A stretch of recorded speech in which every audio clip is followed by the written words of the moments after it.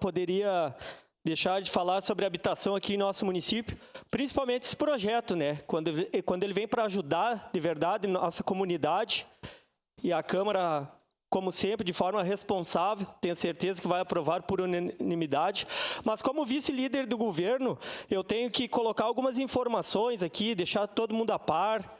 Eu, como ex-secretário da habitação do município, o quanto o prefeito Adiló, o governo trabalhou nesse período de evento climático adverso que a gente teve em nosso município.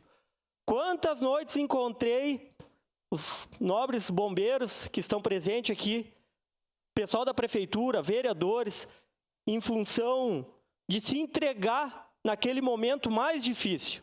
E não foi uma vez. Nós tivemos 3, 4 momentos difíceis aqui em nosso município. E o governo, através da Secretaria da Habitação, trabalhou e trabalhou muito. Hoje a gente tem 140 lotes à disposição do município, que foi naquele período, na dedicação do governo municipal. E alguns programas, por exemplo, as 50 casas que o governo estadual está disponibilizando ao município, é devido ao trabalho da Secretaria da Habitação do município, que está lá, matrículas, os terrenos à disposição para que esses projetos fossem cadastrados no governo estadual. Essas 112 famílias cadastradas, particularmente desse projeto da inserção do ITBI, também. A gente tem...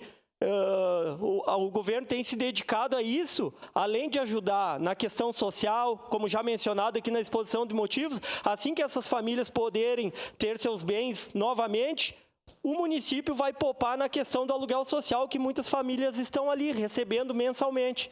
Então, o município tem trabalhado muito, foram diversas ações da Secretaria da Habitação, só em atendimento no período, nesse agora, um pouco fechando um ano de período de pós-enchente, são mais de 800 atendimentos só no setor social da Secretaria da Habitação. Então, a habitação do município trabalhou muito e continua trabalhando. Meu voto é sim. Obrigado, presidente.